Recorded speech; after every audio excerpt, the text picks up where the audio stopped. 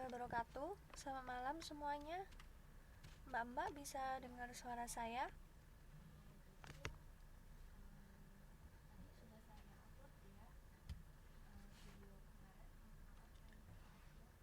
Eh, Mbak Siti, Mbak Islamnya bisa mendengar suara saya?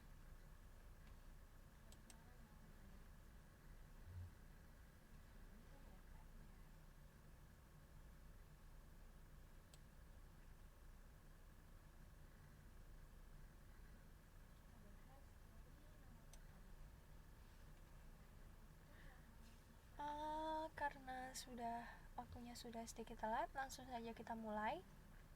Mungkin sambil menunggu teman-teman, kita mulai dulu saja ya, Mbak.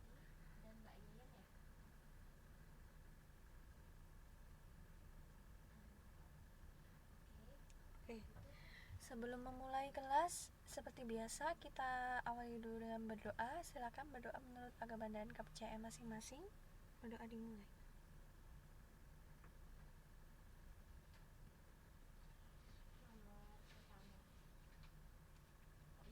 Berdoa selesai. Seperti yang kita lakukan minggu-minggu sebelumnya ya, untuk semester akhir ini kita membahas soal-soal untuk persiapan UN. Ngomong-ngomong Mbak, ada kabar-kabar tentang UN nggak dari Pak Budi atau dari yang lainnya? Maksud saya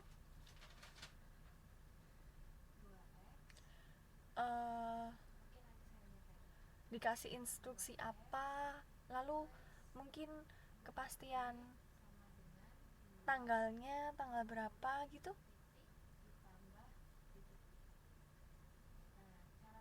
Atau sama seperti yang di awal direncanakan ya, maksudnya kalau ada perubahan apa-apa silakan guru-gurunya juga dibilangi ya Mbak, biar kami juga menyiapkan gitu ya.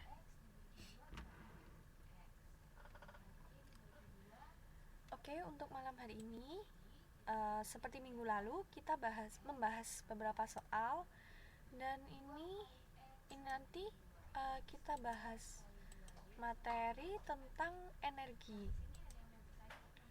Ini minggu kemarin kalau nggak salah Mbak siapa ya,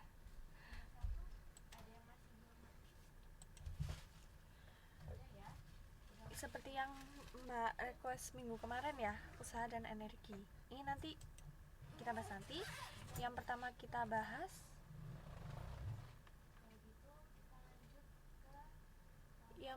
kita bahas ini dulu. Oh, iya silakan Mbak.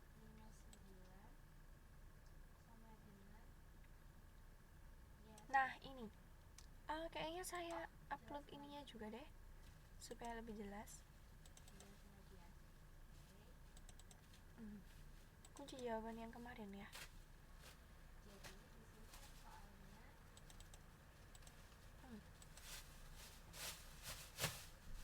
Okay. Ini untuk nomor 1.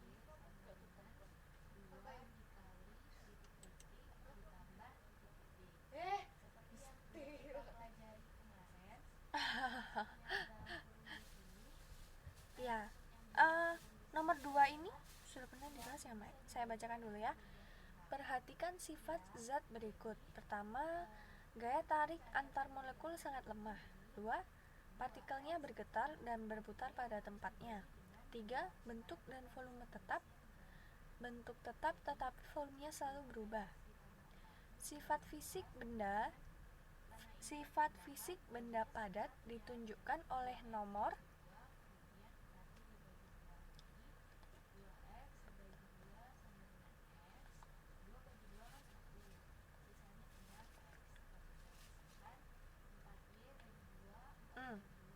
Ada yang bisa menjawab dulu? Mungkin mau mencoba menjawab dulu?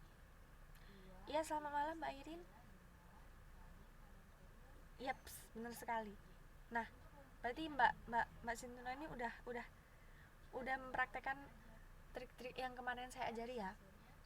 Jadi di antara keempat pilihannya itu, ya sama Mbak Rara, di antara keempat pilihannya itu dipilih yang kira-kira benar-benar yang pasti jawabannya itu nomor berapa.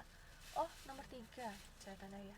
Oh, ini pasti nih, bentuk dan volumenya tetap, ini kan pasti. Kalau gitu di sini kita tinggal menyesuaikan yang ada nomor 3-nya mana ya. Oh, berarti kalau nggak B ya C. Nah, terus coba kita lihat nomor 1. Gaya tarik antar molekul sangat lemah. Kalau nomor 2, partikelnya bergetar dan berputar pada tempatnya. Kira-kira benar yang mana? Nomor 2 ya. Berarti jawabannya C. Benar sekali. Sip. Nah, kalau kayak gini kan menjawabnya lebih cepat ya. Oh, ini pasti benar nih. Berarti yang jawabannya itu kalau nggak ini ya ini. Nah, kita tinggal memikir antara dua ini. Nomor 1 dan 2, oh yang paling benar ya C gitu. Oke?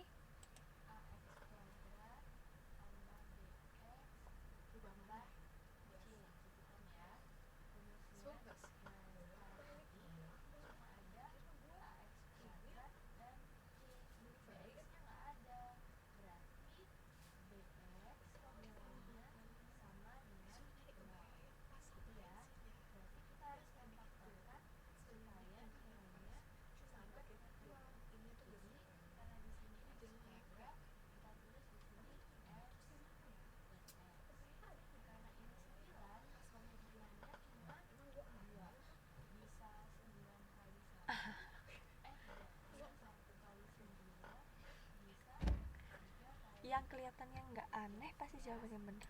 Nggak aneh. Nggak mesti loh Mbak, kadang ada yang jawabannya aneh ternyata bener loh. Oke, kita lanjutkan dulu ya. Nomor 2 oke ya. Termometer skala Fahrenheit yang tergantung pada dinding suatu ruang menunjukkan angka 77 derajat. Suhu tersebut sama dengan berapa Celcius?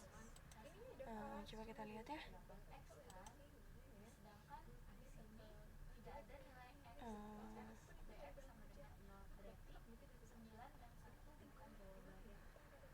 Skala Celcius ke skala Fahrenheit, rumusnya seperti ini ya. 9/5T plus 32.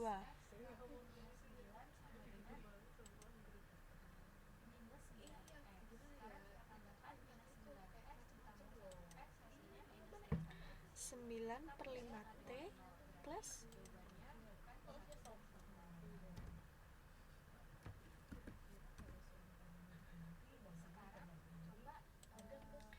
9/5T plus 32 ya.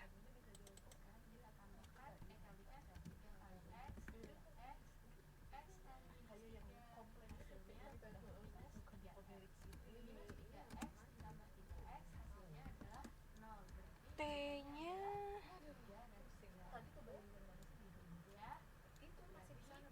ini Fahrenheit ya, Mbak.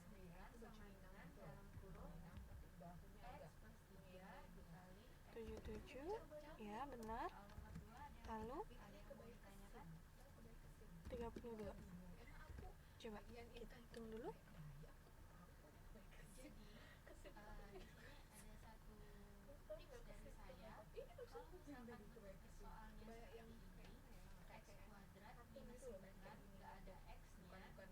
Plus sebentar. Ini Fahrenheit. Nah, untuk materi tentang suhu ini ada nggak Mbak di kelas 1 atau kelas 2? Ada nggak Mbak?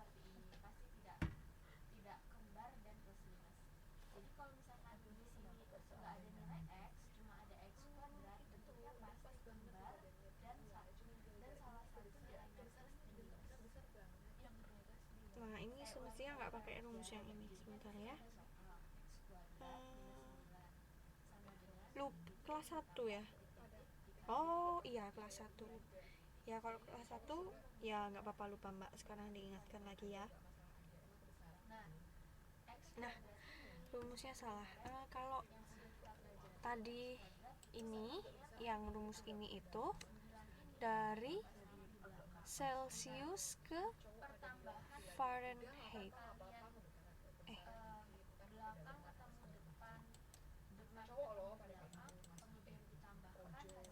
Kita hitung dulu.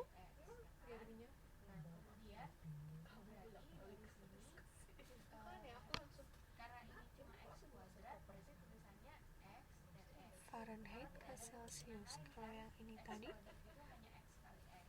Celsius ke Fahrenheit. Nah, berarti kita balik ya. Rumusnya Fahrenheit-nya berapa dikurangi 32. Fahrenheit-nya tadi 77 dikurangi 32. Mungkin minggu depan saya bahas sedikit lagi ya, mengingatkan tentang suhu ini sedikit saja. Ini cuma butuh menghafal sedikit.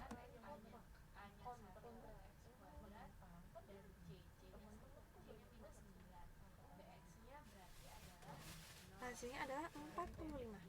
Nah, kalau yang ini dikunci ini, iya benar sekali. Rumus ini itu adalah untuk mengubah dari Celsius, ini kan yang diketahui kan Celsius, ke Fahrenheit. Nah, untuk mengubah dari, kalau yang nomor 3 ini kan Fahrenheit ke Celsius, jadi rumusnya beda ya. Kalau Fahrenheit ke Celsius berarti tinggal Fahrenheit-nya dikurangi 32. Ya, yang 5/9 bisa pakai 5/9 juga bisa, tapi terlalu ribet kan ya mbak. Kalau rumusnya simple, derajat Celsius itu sama dengan Fahrenheit dikurangi 32. Udah, itu doang ya. Fahrenheit-nya tadi kan 77 dikurangi 32 jadinya 45. Jawabannya yang D. Nah gitu ya. Selamat malam mbak. Tadi mbak Aisyah perasaan sudah online ya, kok offline lagi? Ya udah, kalau gitu kita lanjutkan ya. Untuk yang ini paham?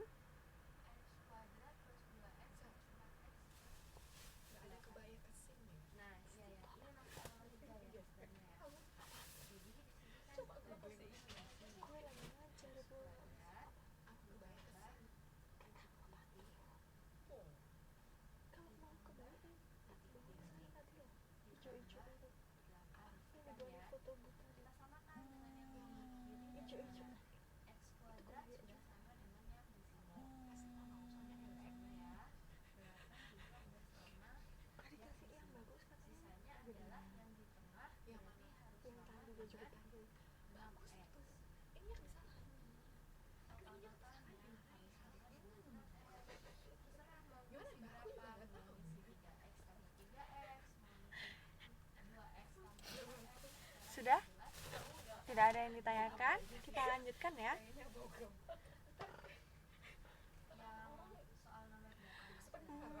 Untuk nomor 4 ini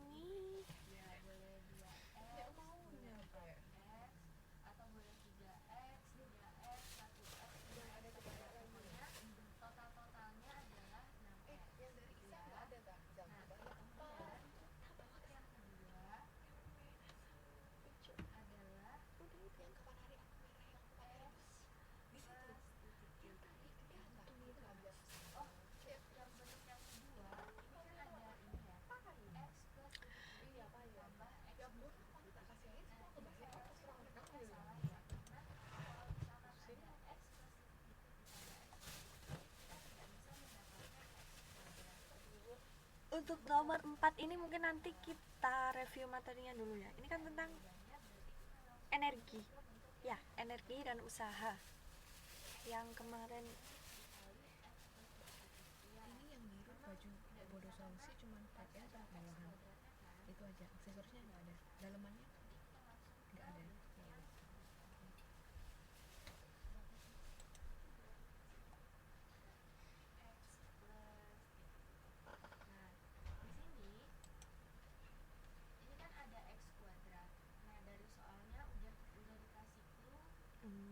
Nomor 5 ini dulu. Energi potensial gravitasi. Nah, ini kita bahas materi energi dulu nanti ya.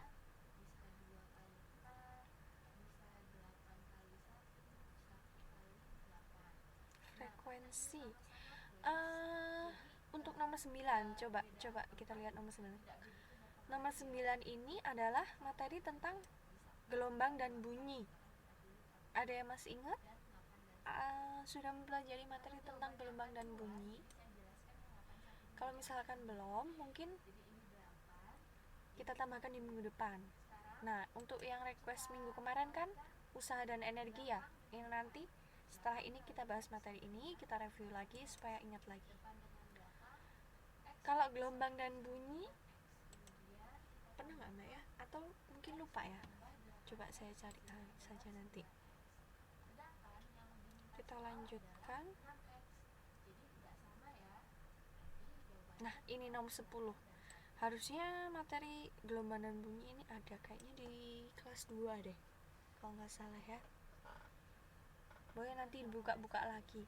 Oh ya, seperti minggu kemarin kan ada yang request, Bu, materi ini yang perlu diulang lagi, materi kelas 2 tentang energi dan usaha. Nah, untuk malam hari ini saya bikin materi energi dan usaha juga, jadi nanti kita bahas bareng-bareng.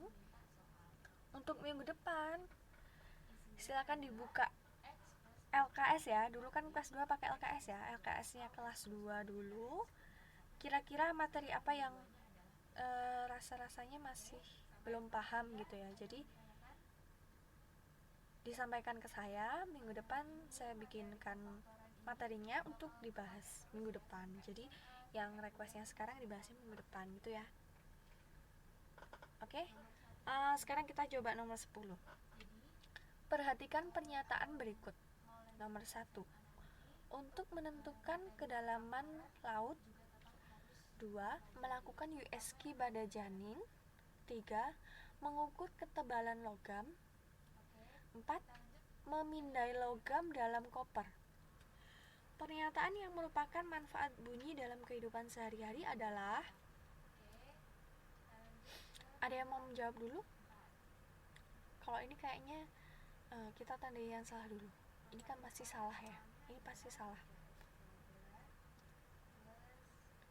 Berarti yang ada nomor 2-nya pasti salah, bukan jawabannya.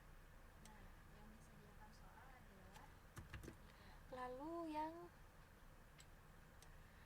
di antara pilihan B dan D. Nomor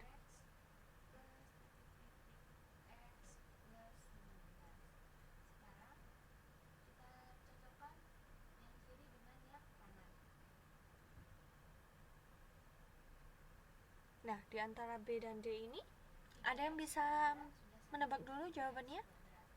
Nomor 1. Untuk menentukan kedalaman laut. Apakah itu manfaat dari bunyi?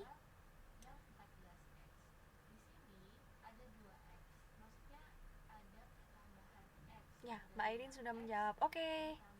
Jawabannya Mbak Airin D ya. Di antara B dan D, jawabannya D. Coba kita baca. Mengukur ketebalan logam, memindai logam dalam koper. Yang merupakan manfaat dari bunyi. Ya, benar sekali jawabannya D. Gampang ya, kalau ini dibayangkan gampang. Kalau sebentar.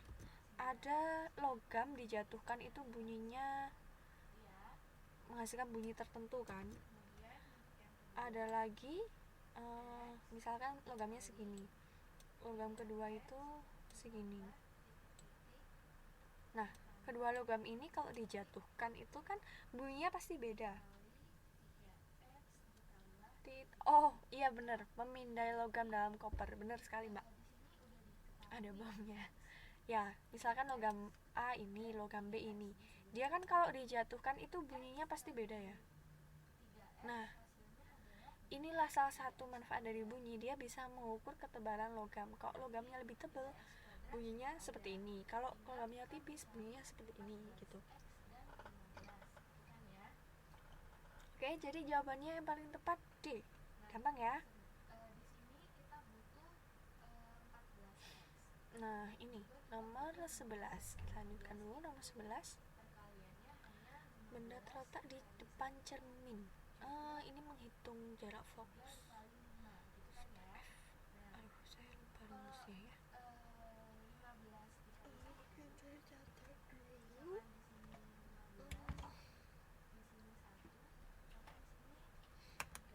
Tentang gelombang dan bunyi. Gelombang dan bunyi. Lalu pencerminan. Nah, ini belum kita bahas ya. Kita lewati dulu.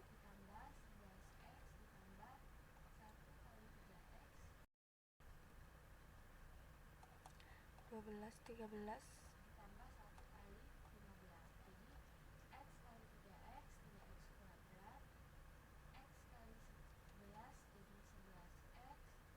Daya.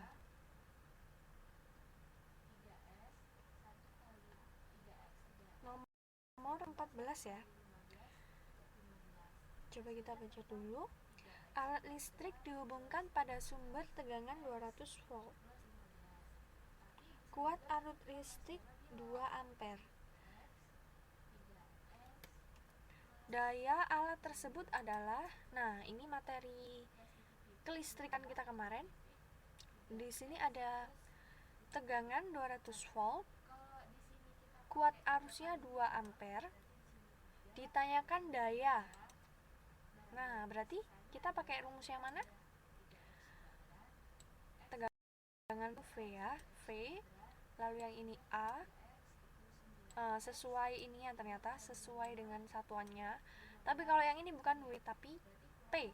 Daya itu P ya. Berarti yang ditanya adalah P. Rumusnya apa? Ada yang masih ingat? Saya buatkan segitiga di sini.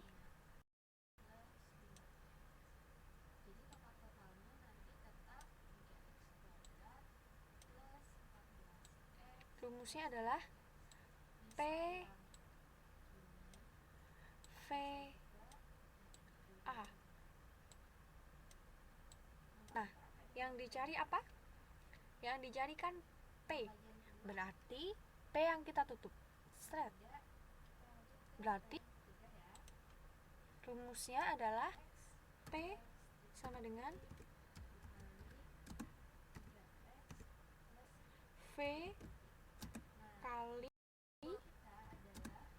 A, ya kan? V-nya berapa tadi? Iya, benar sekali Mbak Sindrani. V-nya 200, A-nya 2. Nah, ini gampang sekali. Jawabannya adalah 400. Gampang kan? Nah, gini. Cepet kalau ngerjain kayak gini. Jadi kita baca dulu soalnya. Alat listrik dihubungkan dalam sumber tegangan sekian volt. Oh, ini berarti V. Kuat arus listrik pada alat tersebut adalah 2 ampere. Ini pasti A. Daya alat tersebut, daya itu P. Berarti rumusnya P. Yang ada P, ada V, ada A-nya itu. Nah, coba kita tulis di segitiga. Kalau nggak hafal mana per mana atau mana kali mana, P-nya di atas. P itu jadi kuncinya, jadi PVA. P-nya di atas, lalu V, lalu A. Karena yang ditanya adalah P, P-nya kita tutupin. Oh, berarti rumusnya adalah V dikali A. V-nya tadi sudah jelas, 200. Kemudian A-nya 2. Oh, berarti 200 dikali 2 sama dengan 400. Jawabannya adalah C.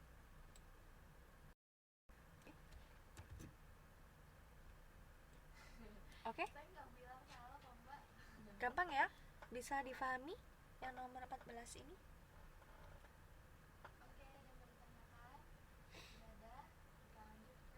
Bisa ya, kalau ada soal seperti ini gampang ya. Sip.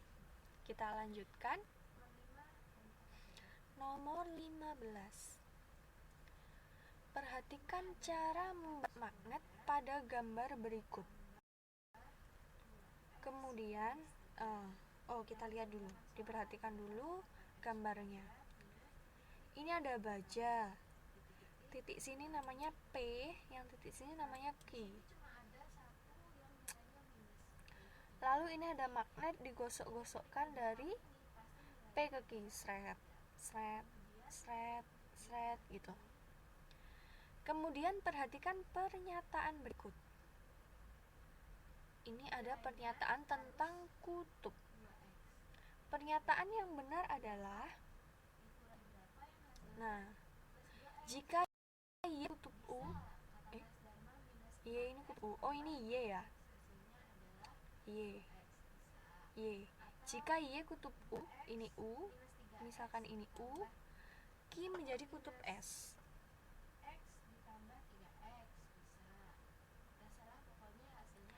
Jika Y kutub U, Q menjadi kutub U. Jika Y kutub S,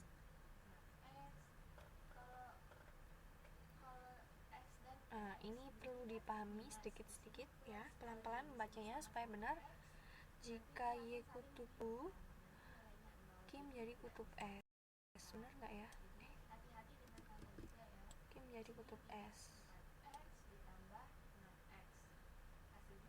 U, harusnya jika Y kutub U, Q-nya menjadi kutub U. Dan jika Y kutub S, Q-nya menjadi kutub S. Ya. Jadi searah, yang dia gosokkan ke sini, seret, seret, seret.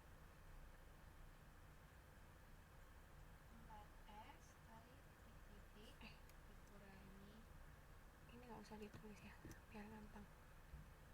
Jika Y kutub U, Q menjadi kutub U.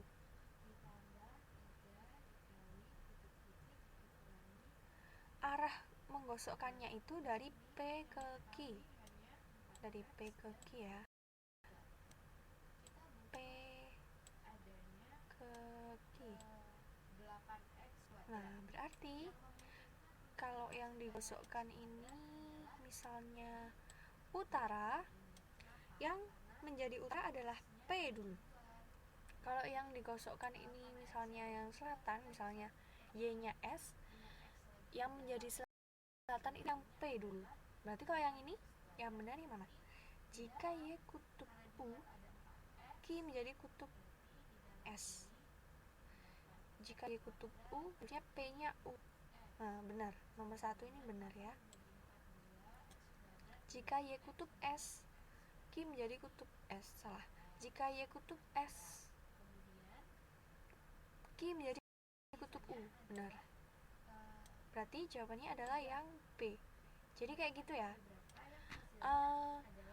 Kalau kutub yang digosokkan dengan benda barunya itu, dia yang akan menjadi kutub awalnya gitu.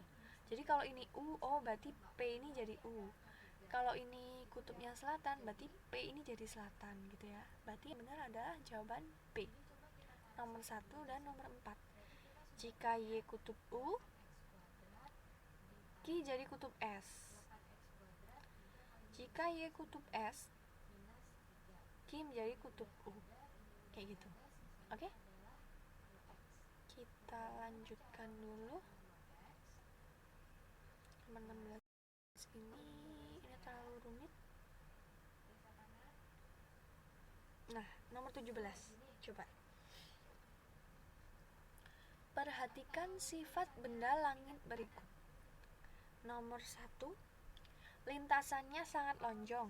Nomor 2, lintasannya berada di antara planet Mars dan Jupiter. Mars dan Jupiter. Dilihat dari bumi tampak seperti bintang berpindah. Ketika memasuki atmosfer bumi terbakar dan berpijar. Meteor ditunjukkan oleh sifat nomor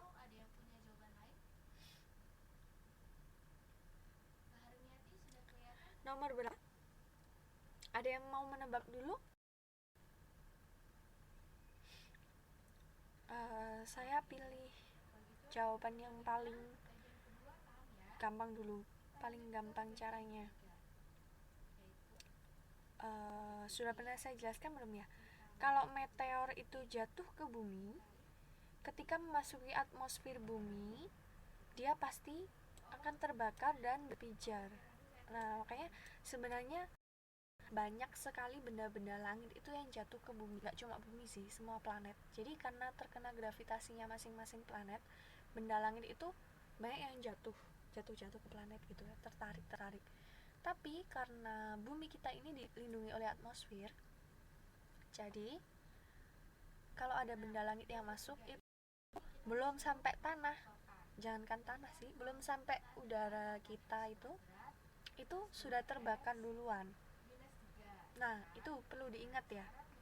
Iya, benar sekali Mbak Sirma, ini cepat sekali jawabnya. Perlu diingat kayak gitu ya. Semua benda-benda langit. Sebenarnya kalau kalau misalkan nggak ada atmosfer bumi, bisa jadi ya kita tidak bisa terlindungi dari benda-benda langit yang jatuh ke bumi itu.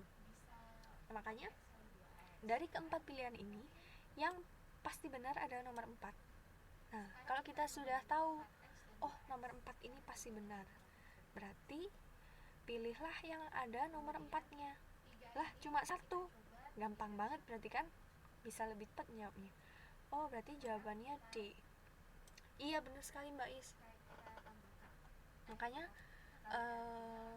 karena di bumi kita ini ada kehidupan ya, ada manusia, hewan, tumbuhan, makanya itu mungkin diciptakan oleh Allah gitu ya, lebih spesial, dilindungi oleh atmosfer. Kalau planet yang lain ada yang kandungan atmosfernya itu sangat kecil, ada yang tidak dilindungi oleh apapun. Jadi benda-benda langit itu bisa berjatuhan gitu di planet-planet lain. Kalau di bumi mungkin pernah ada peristiwa yang mengisahkan, sejarah yang mengisahkan bahwa meteor jatuh gitu ya, itu karena saking besarnya meteornya. Tapi kalau meteornya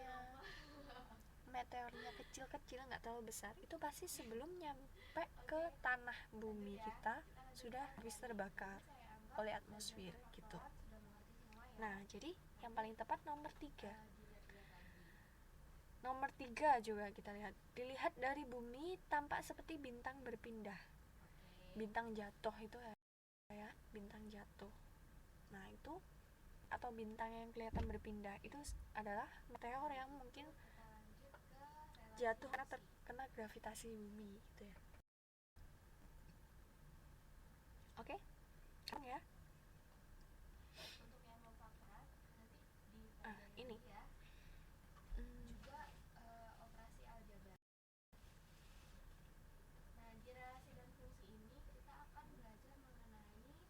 larutan asam basa. Sudah belum larutan asam basa? Asam dan basa. Ini kimia sih, kayaknya nggak perlu deh. Nomor 18-19 nggak usah.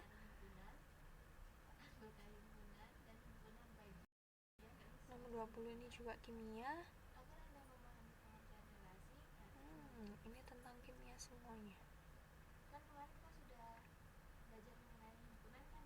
Nah, ini nomor 24. Perhatikan aktivitas makhluk hidup berikut. 1. Bunga menjadi buah. Ya, setelah berubah ya. 2. Amuba membelah diri. 3. Cicak memutuskan ekornya. Ayo, ada yang masih ingat gak? Peristiwa cicak memutuskan ekornya ini sebutannya apa ya? Ada yang mau menebak? Saya kasih clue. Cicak memutuskan ekornya. Ini adalah peristiwa. Ada yang masih ingat? Ini materi kita semester kemarin tentang adaptasi. Nomor 24, Mbak. Perhatikan aktivitas makhluk hidup berikut. Nomor 1. Bunga menjadi buah. Ya, bunga berubah menjadi buah ya. Kedua, amuba membelah diri. 3. Cicak memutuskan ekornya. 4. Bunglon merubah warna tubuh sesuai lingkungannya. Aktivitas makhluk hidup yang menunjukkan ciri beradaptasi. Mbak Situra ini jawabnya cepat sekali ya, padahal saya pengen kasih tebakan dulu. Jawabnya cepat sekali Mbak. Benar, jawabannya benar. Jadi yang merupakan peristiwa adaptasi adalah nomor 3 dan 4, cicak memutuskan ekor sama bunglon merubah warna. Nah, kalau yang nomor 2, iya benar sekali Mbak Airin. Sip. Nomor 2 ini amuba membelah diri itu bukan adaptasi tapi perkembangbiakan. Bunga menjadi buah juga perkembangbiakan. Oke, sip, masih ingat berarti ya. Nah, sekarang coba. Cicak memutuskan ekornya peristiwa apa? Ada yang bisa menebak?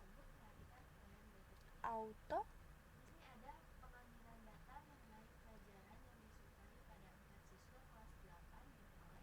Ada yang bisa menebak nggak nih? Ya sudah, saya jawab saja ya. Ingatkan lagi ya. Cicak memutuskan ekornya, peristiwanya namanya autotomi. Kalau bunglon mengubah warna, namanya mimikri. Ya, bisa diingat-ingat lagi kan ya pelajaran kita semester kemarin. Jadi jawabannya berarti yang D, nomor 3 dan nomor 4. Sip.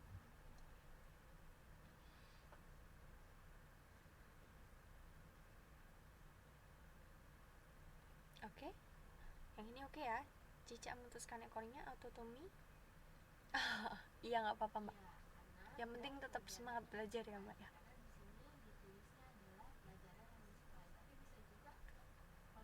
Oke, ini gambarnya nggak jelas sih.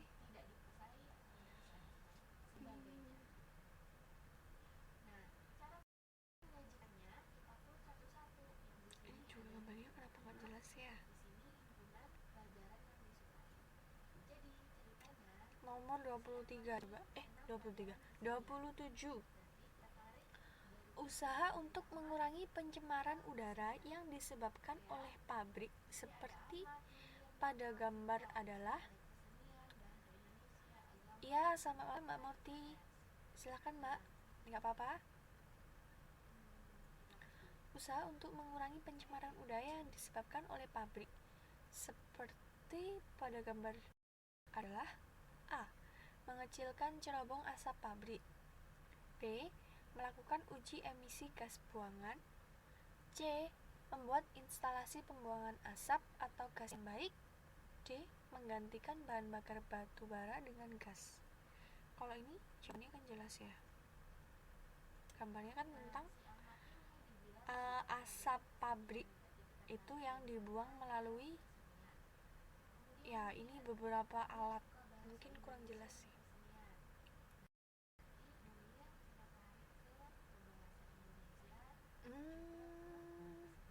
Kurang tepat Mbak Airin.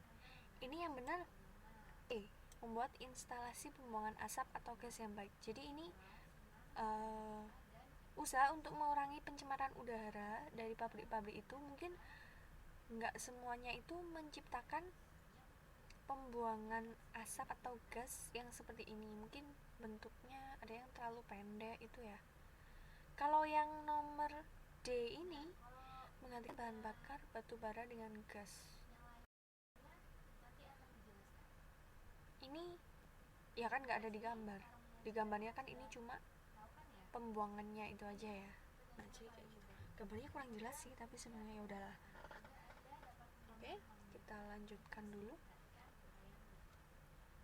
Sebentar lagi kita bahas materi tentang energi dan usaha yang di request kemarin ya, minggu kemarin.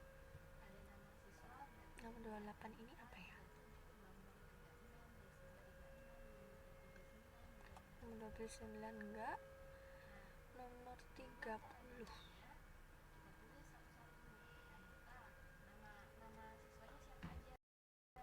Nomor 30 coba. Ini sudah ada kan ya di materi kita kemarin?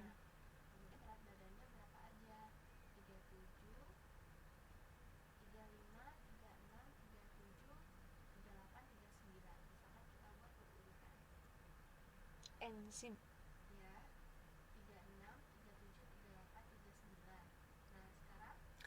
Kita baca dulu. Perhatikan gambar organ pencernaan berikut. Ini ada organ pencernaan ini lambung ya, jangan sampai lupa kalau ini gampang sekali. Gambarnya adalah gambar lambung. Enzim yang terdapat pada organ tersebut adalah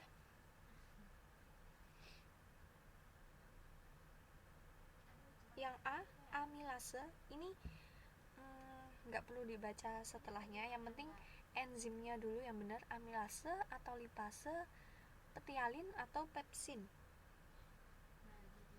Ada yang masih ingat?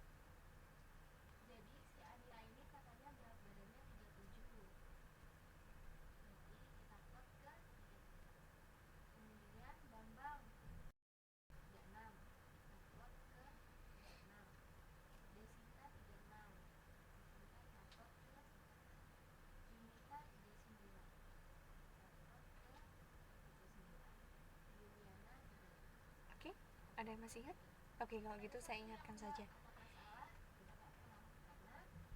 Jawabannya adalah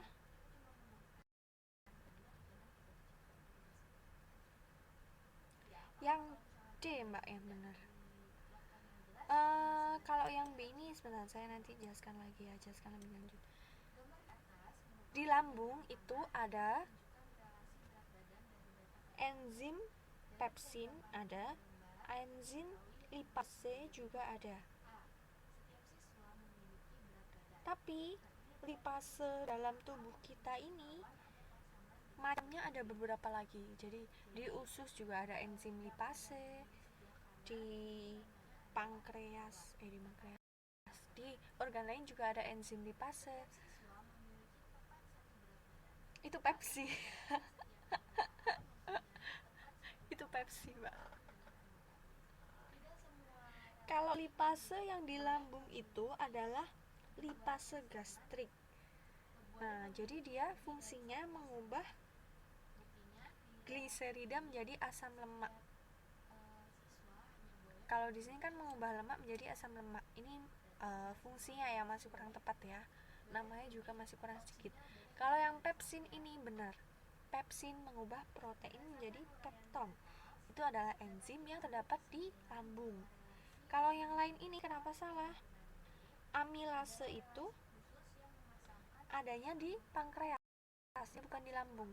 Pankreas itu yang setelah hati itu ya, adanya di pankreas. Kalau petialin ini adanya di mulut. Jadi yang paling tepat adalah yang D. Diingat-ingat ya. Bolehlah cara mengingatnya. Oh, kalau enzim yang di lambung itu yang namanya mirip minuman soda itu loh. Jadi dia enzimnya namanya pepsin. Fungsinya mengubah protein menjadi pepton. Ya, pepsin ditambahi N, Mbak, bukan Pepsi. Mirip-mirip sih ya. Pepsi. Itu pepsin. Oke? Bisa difahami sampai sini? Aduh, nomor 31 ini gambarnya Inggris.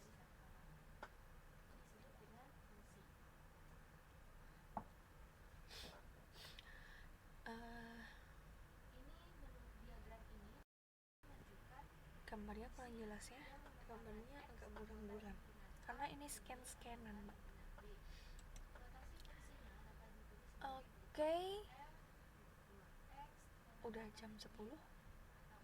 Untuk malam hari ini kita sudah memakai jam normal, jadi 10 menit. Jadi nanti kita belajarnya sudah sampai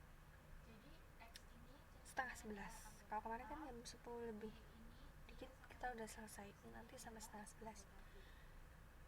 Nah, sesi terakhir kita membahas tentang materi ini saja ya. Soalnya sekarang sampai nomor 30. Iya, materi yang di request Mbak Siti Nuraini minggu lalu ya, tentang energi. Oke? Usaha dan energi. Usaha dan energi.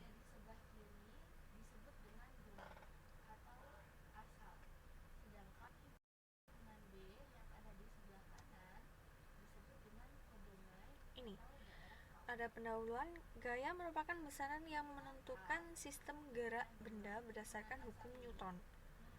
Jadi uh, yang merupakan tokoh ilmuwan dari energi dan usaha ini adalah namanya Bapak Newton.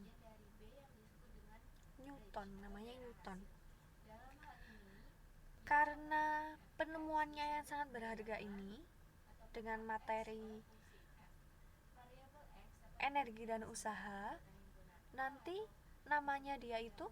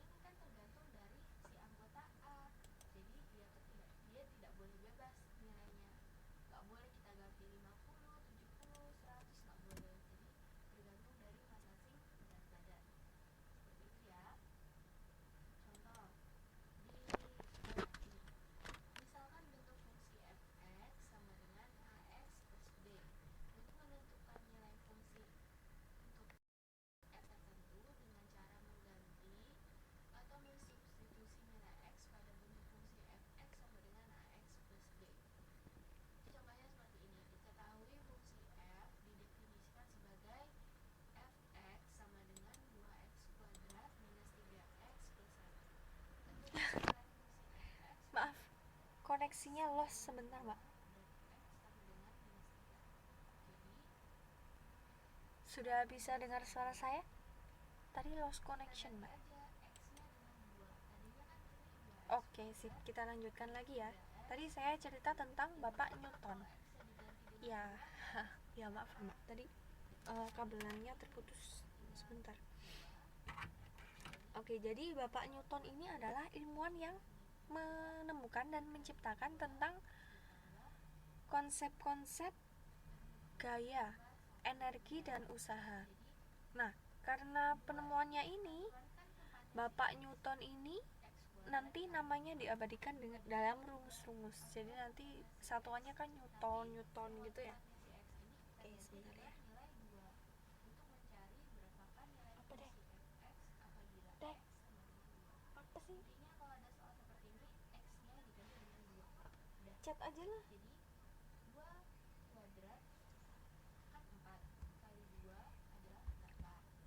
Kita lanjutkan dulu.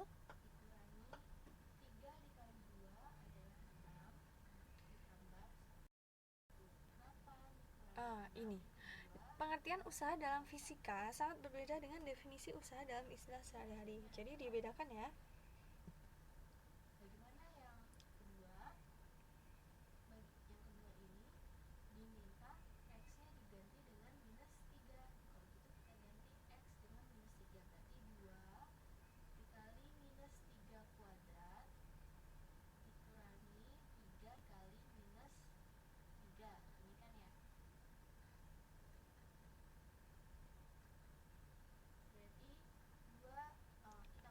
Dalam istilah sehari-hari, sebuah pekerjaan yang ternyata tidak menghasilkan pendapatan masih tetap sebuah usaha.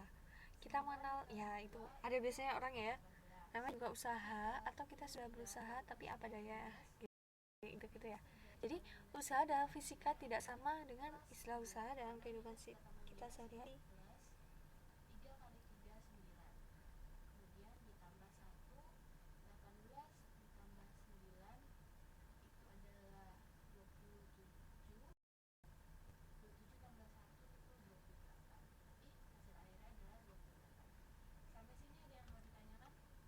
Kita lanjutkan.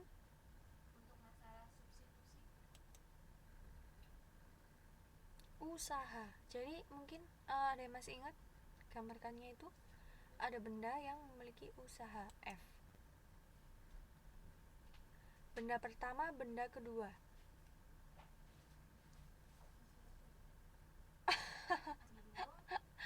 Nurainism bisa mbak? Iya, bisa saja. Jadi itu adalah sebuah bentuk penghargaan ya. Jadi penghargaan terhadap karena ilmu baru yang sangat bermanfaat untuk orang banyak gitu ya. Kayak menemukan sebuah rumus dalam sebuah penelitian bertahun-tahun itu kan suatu yang sangat berharga ya. Jadi untuk apresiasi, benar sekali Mbak Airin, apresiasi terhadap orang itu, makanya rumus-rumusnya, satuannya nanti pakai namanya orang itu. Jadi nanti kalau usaha, ada soal usaha itu nanti satuannya adalah berapa newton gitu, kayak gitu. Mungkin bukan berapa Nurainism. Masih belum cocok ya Mbak ya. Mungkin nanti menemukan rumus yang lain.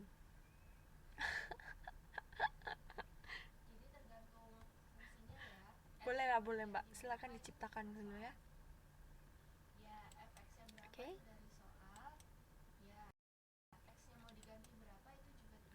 Usaha yang dilakukan oleh sebuah gaya didefinisikan sebagai hasil kali komponen gaya pada arah pergeseran dengan panjang pergeseran benda. Ini tadi maksudnya posisi awal benda itu di sini. Dia bergeser seret ke sini. Antara jarak ke sini dan ke sini dia kan berpindah. Artinya benda ini melakukan sebuah usaha. Meskipun entah itu didorong oleh orang, kena angin atau kena apa, itu dalam fisika benda itu tetap diartikan melakukan usaha. Entah usahanya nggak harus oleh diri sendiri gitu ya, berarti bisa dibantu angin atau dorongan dari manusia gitu. Nah, untuk mengukurnya dipasanglah sudut seperti ini. Sudut seperti ini, di mana sudut ini adalah sudut cos, F cos theta. Jadi W itu sama dengan F cos theta. Cos theta ini sudut yang di sini dikalikan S. S ini apa? S ini jarak. Kalau misalkan sudutnya ini tidak diketahui, berarti bisa didefinisikan bahwa W sama dengan F kali S gitu.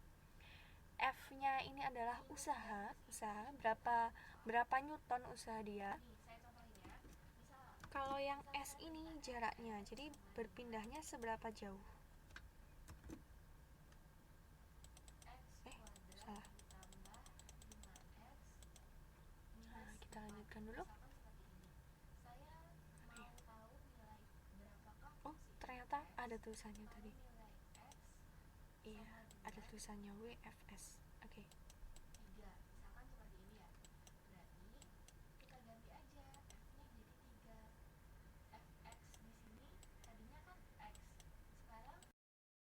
Ini adalah macam-macam usaha. Ini ada banyak.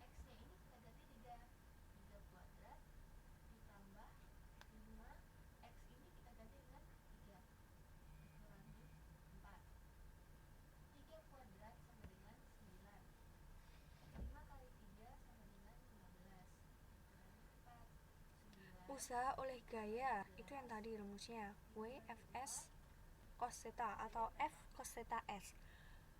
Usaha oleh gaya gesek minus Fs. Usaha oleh gaya normal, Wn sama dengan 0. Usaha oleh gaya berat, Wmg sama dengan 0. Kenapa kok ini 0? Ini ada tulisan di sini, mengapa? Coba kita lihat jawabannya. Ternyata nggak ada jawabannya. Saya jawab kalau gitu.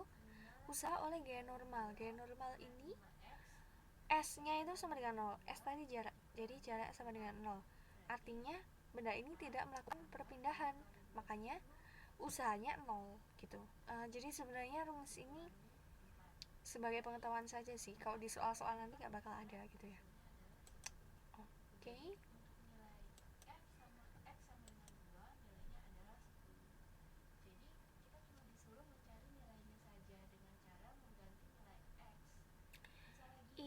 adalah bagan perubahan usaha, perubahan gerak. Jadi sebuah benda berpindah itu kan nggak pasti usahanya itu konstan terus gitu ya, maksudnya berpindahnya selalu 10 cm kan nggak mungkin. Mungkin kadang-kalanya cuma 5 cm, kadang-kalanya bisa 15 cm gitu ya, karena didorong kuat bisa jauh berpindah. Kalau dorongannya sedikit mungkin tidak banyak berpindah. Nah,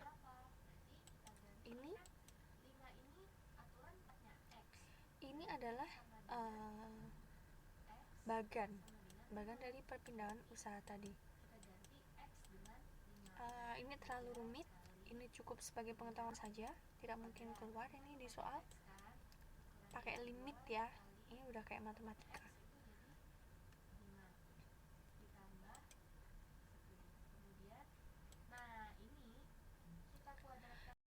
Secara sederhana, energi dapat didefinisikan menjadi kemampuan untuk melakukan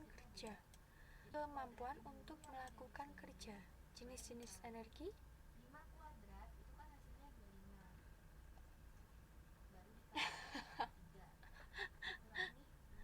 nggak mau usah pindah tempat, bener, tenang aja loh. Kalau benda mati ya nggak bisa bergerak sendiri, mbak. Harus ada yang bantu, harus ada yang membantu nendang, harus ada angin misal untuk bantu meniup, harus ada yang bantu apa ya, selain nendang apa ya, dipukul mungkin. Ya dorong bisa. Nah, yang tadi usaha ya, usaha. Jadi secara singkatnya saya ulangi lagi saja, kalau yang usaha itu yang perlu diingat cuma rumus W sama dengan F kali S. F kali S. Ini kata kasih ya. F kali S. Dituliskan dalam segitiganya jelek.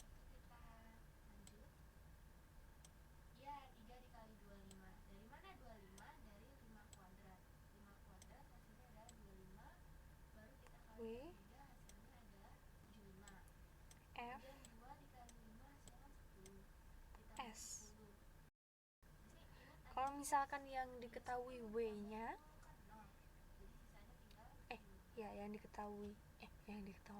yang ditanya W-nya, berarti W yang ditutupin. Caranya F kali S. Kalau yang ditanyakan F berarti W per S. Kalau yang ditanyakan S, W per F. Gitu ya. Kemudian tadi sudah usaha, sekarang kita bahas tentang energi. Energi ini ada beberapa macam. Pertama, energi kinetik. Dari kata kinetik ini sebenarnya artinya itu gerak. Jadi energi kinetik itu energi yang ada karena gerak benda. Kemudian energi potensial gravitasi. Dari kata-kata gravitasi ini kan kayak tarik bumi ya, kayak tarik bumi ini menunjukkan suatu ketinggian benda, entah kalau misalkan benda itu memantul segini, berarti gaya tarik buminya sekian gitu. Jadi energi potensial gravitasi ini karena adanya ketinggian sebuah benda. Kemudian energi potensial pegas itu ya karena benda itu benda pegas gitu ya. Jadi ada 3. Hubungan usaha dan energi itu apa? Nah, ternyata hubungannya adalah dengan rumus. Ini cukup kita belajar sedikit.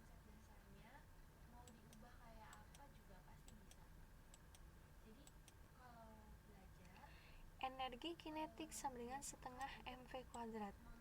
Ini penurunan rumusnya tidak perlu dipelajari, nanti malah pusing ya kalau lihat kayak gini. kita cukup ambil kesimpulannya saja. Tadi kan ada energi kinetik, energi potensial gravitasi, energi potensial pegas. Nah, energi kinetik dan usaha hubungannya ada di sini. Energi kinetik itu kan gerak benda ya.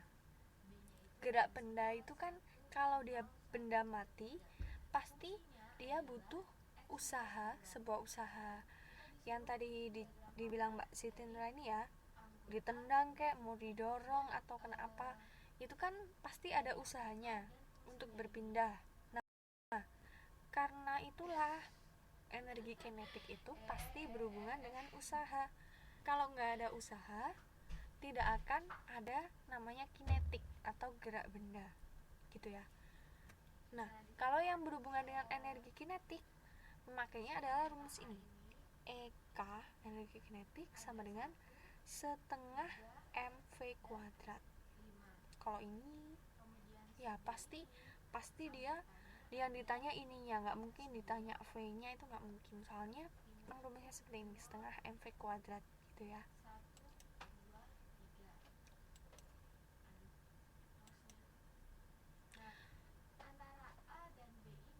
Usaha dapat disimpulkan bahwa usaha itu juga energi kinetik setelah dikurangi energi kinetik sebelum. Ini kan yang pertama dia melakukan gerak begini, misal ini benda, jelek sekali, sudah, benda ini misalkan apa gitu ya, misalkan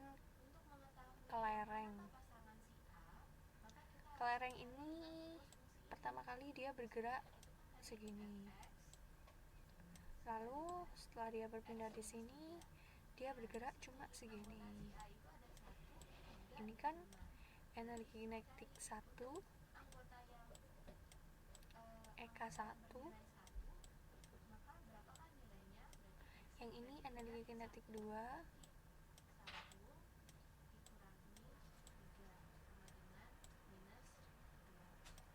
Nah, usahanya energi kinetik 2 dikurangi dengan energi kinetik 1 atau selisih kedua energi kinetik. Usaha yang dilakukan oleh suatu gaya untuk menggeser benda adalah sama dengan perubahan energi kinetik benda tersebut.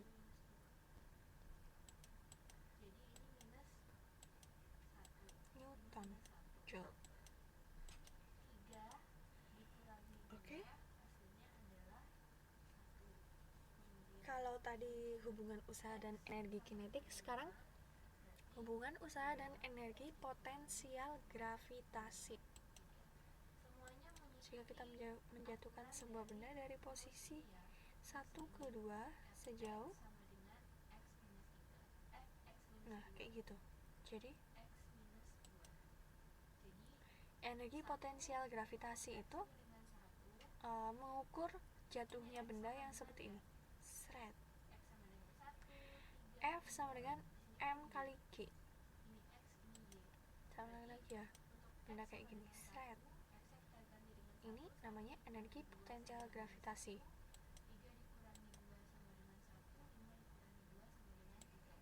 Ini sama seperti yang tadi. Selisih EP1 dikurangi EP2.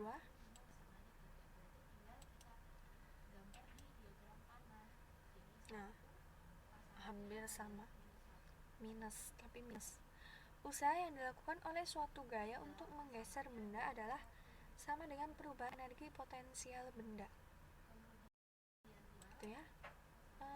Ini mungkin tentang energi potensial, energi kinetik cukup sebagai pengetahuan saja. Mungkin nanti kebanyakan soalnya adalah tentang usaha.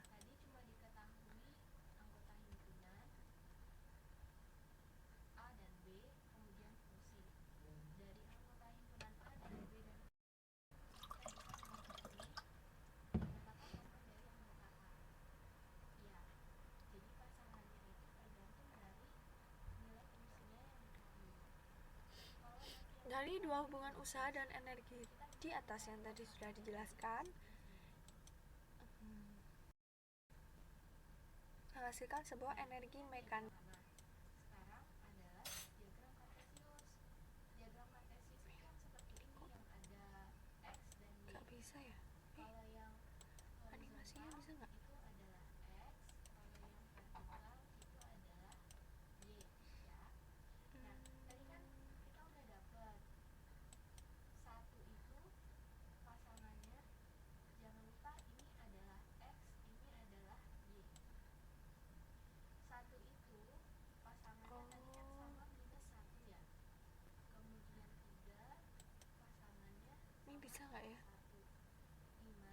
bisa bergerak nggak mbak nih bendanya? Gak bisa ya. Kalau yang ini bisa nggak ya? Gak bisa juga.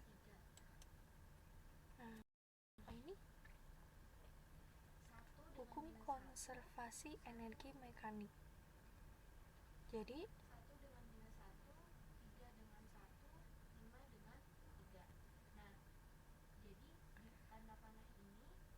kalau kita lihat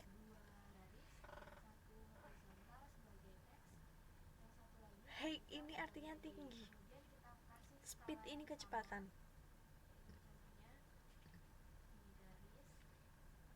Ketika masih di atas, nah ini ketika masih tinggi, kecepatannya masih sedikit. Tapi ketika semakin ke bawah, kecepatannya ternyata semakin cepat. Karena semakin dekat dengan gravitasi bumi, dia akan semakin tertarik gitu ya. Jadi kalau di sini lebih pelan-pelan, semakin di sini semakin cepat. Benda itu seperti itu. Jadi seperti ini. Ketika ketinggiannya sudah segini, dia kecepatannya akan lebih cepat. Tuh, jadi 2, awalnya kan 0. Nah, segini ternyata makin naik. Karena tertarik oleh gravitasi bumi. Ini yang dinamakan energi mekanik. Oke? Bisa kelihatan kan ya? Kita cukup ketahui konsep dasarnya saja. Kelihatan nggak mbak animasinya?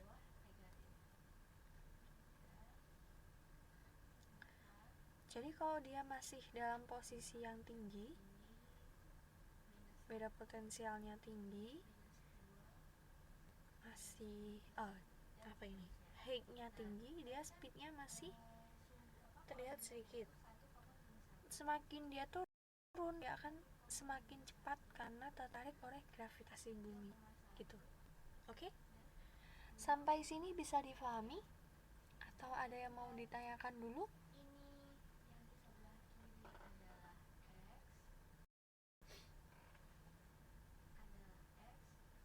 Kita lanjutkan ya, sebentar lagi waktunya sudah habis. Kita lanjutkan. Ini daya.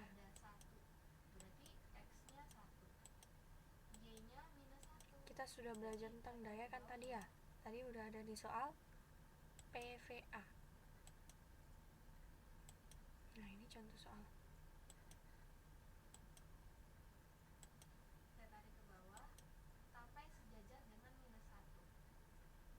Oh, ini ternyata pakai sinus. Jangan pakai sini.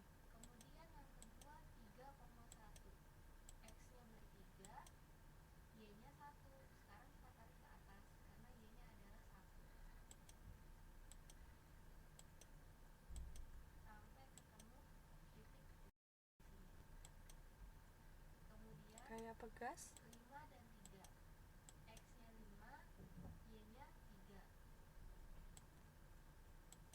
Oh, ini soalnya terlalu susah mbak.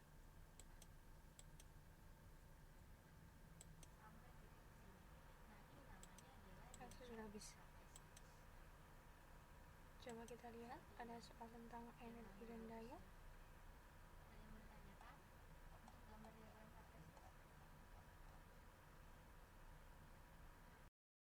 Tidak ada ya. Soal tentang energi daya.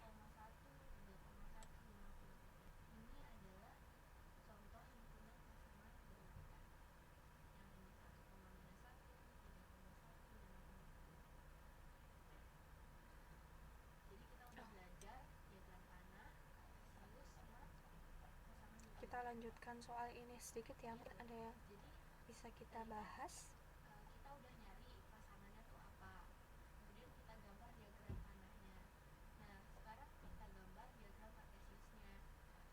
Nah, ini nomor 3. Oh gitu ya mbak. Oke, gak apa-apa. Sudah ya tadi review tentang usaha dan energi. Jadi kalau misalkan ada ini soalnya terlalu susah mungkin saya carikan contoh soal yang lebih gampang besok. Hukum kekekalan energi. Jangan di sini deh.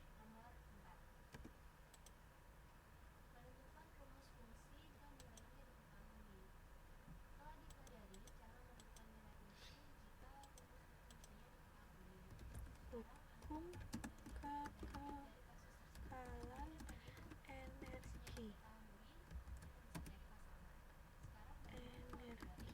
Tidak dapat diciptakan dan tidak dapat dimusnahkan. Ini mungkin yang kapan minggu kemarin ada yang tanya ya Mbak Sinula, ini adalah hukum kekekalan energi. Hukum ini dikemukakan oleh Newton tentang energi ya, bukan usaha ya. Kalau usaha pasti berubah-ubah, tapi kalau energi itu tidak dapat diciptakan dan tidak dapat dimusnahkan. Ini adalah bunyi dari hukum kekekalan energi. Oke. Mungkin tentang review materi ini ada yang mau ditanyakan dulu? Untuk minggu depan ada request?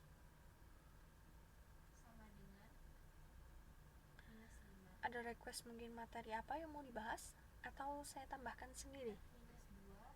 Saya sesuaikan saja ya.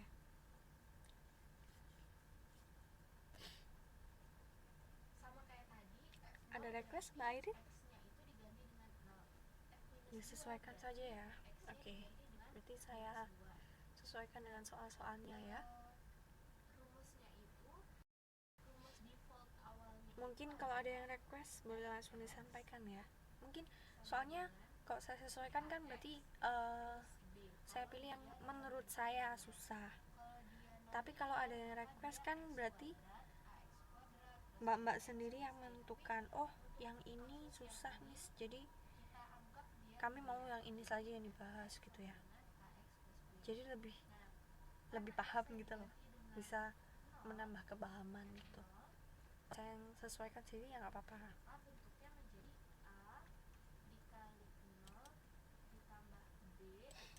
Oke. Ini kita rampungkan sedikit.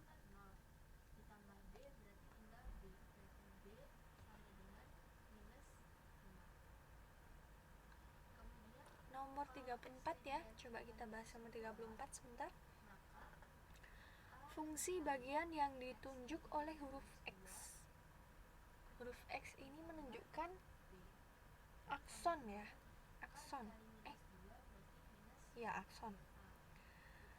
A. Meneruskan rangsang dari dendrit ke akson. Dendrit itu yang ini, akson itu yang ini. Berarti salah kan ya. Menerima rangsang dari neuron lain. Menerima rangsang dari neuron lain itu fungsi dari ini. Oh, sudah ada yang menjawab. Meneruskan rangsang ke neuron lain itu adalah fungsi dendrit, berarti bukan ya.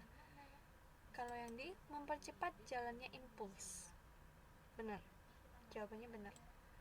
Ini kan akson ya. Ini tuh akson yang agak kotak-kotak persegi panjang itu fungsinya percepat jalannya impuls. Jadi impuls kan dari sini misalnya kulit ya, ini kulit kan dibawa ke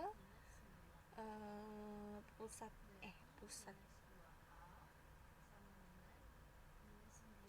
dibawa ke sini untuk diteruskan ke saraf pusat gitu ya. Nah, untuk mempercepat jalannya impuls dari sini ke sini ya harus lewat akson. Ya, berarti benar jawabannya D. Oke.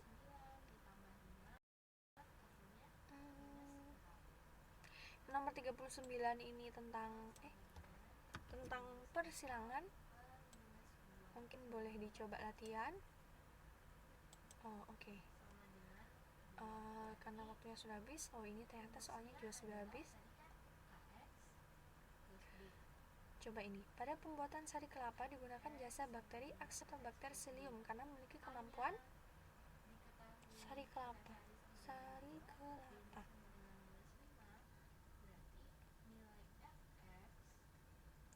Ini jawabannya,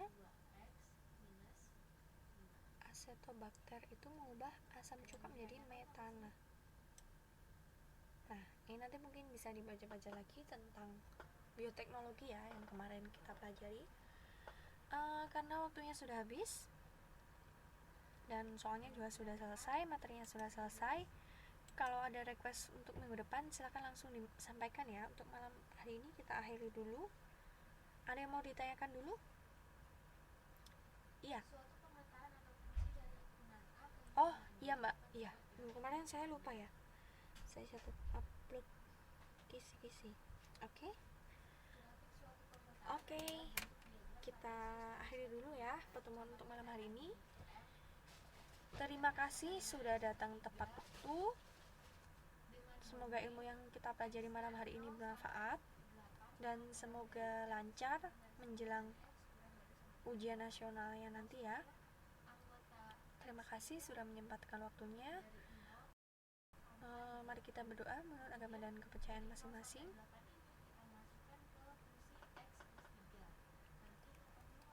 Ya, selesai. Terima kasih. Selamat malam semuanya, selamat beristirahat. Wassalamualaikum warahmatullahi wabarakatuh.